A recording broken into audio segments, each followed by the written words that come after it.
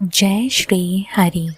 आपका स्वागत है डिवाइन हरि चैनल पर, जहां हम प्रतिदिन आपके लिए लेकर आते हैं श्रीमद् भागवत महापुराण की अमृतमय कथाएं।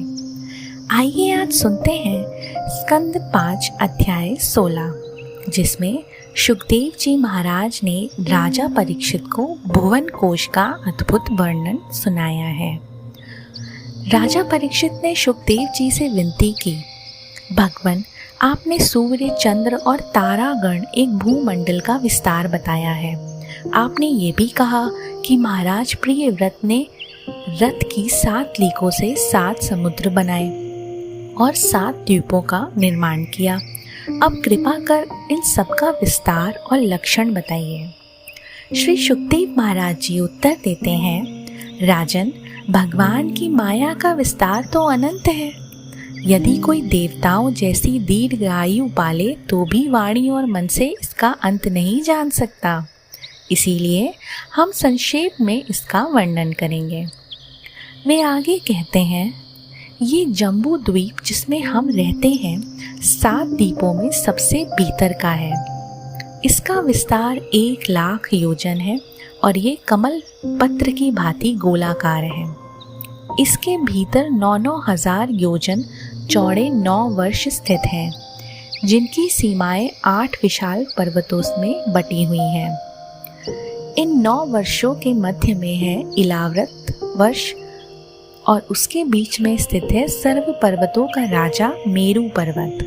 कथा आगे शुरू करने से पहले आप सभी लोगों से निवेदन है कि हमारे चैनल डिवाइन हरि को सब्सक्राइब कीजिए। कथा आगे बढ़ती है। श्री सुखदेव जी महाराज कहते हैं, मेरू पर्वत का स्वरूप अद्भुत है। ये पूरा का पूरा सुवर्णमय है। इसकी ऊंचाई 1 लाख योजन है।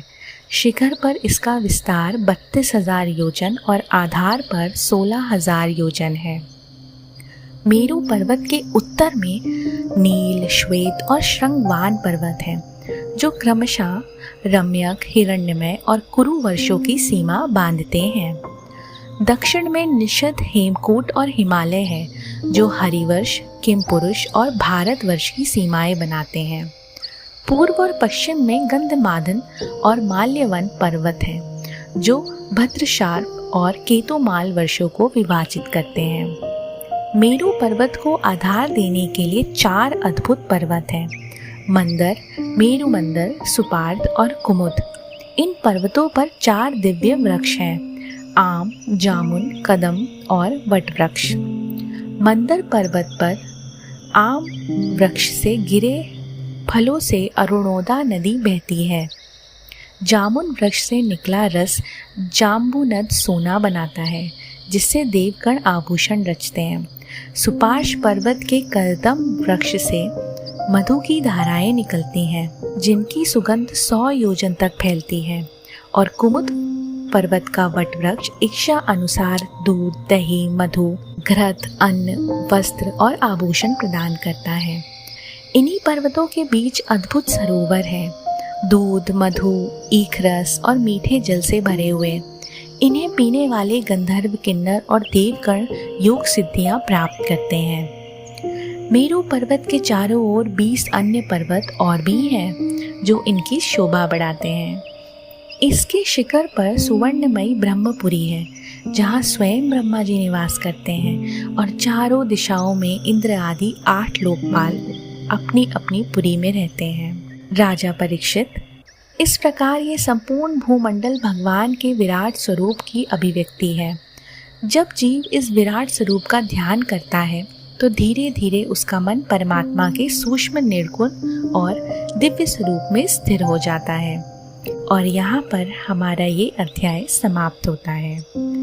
इस कथा से हमें ये शिक्षा मिलती है कि संपूर्ण सृष्टि का वैभव भगवान का ही रूप है। यदि हम प्रकृति और पर्वत, नदी, वनों का सम्मान करें तो ये भी ईश्वर की उपासना ही होगी। प्रिय श्रोताओं, अगले अध्याय में हम जानेंगे जम्बू द्वीप के 9 वर्षों और वहाँ की अद्भुत विशेषताओं का विस्तार। इसे मिस मत कीजिएगा। अगर आपको ये कथा पसंद आई हो तो इसे लाइक कीजिए, शेयर कीजिए और चैनल को सब्सक्राइब कीजिए। हम फिर से मिलेंगे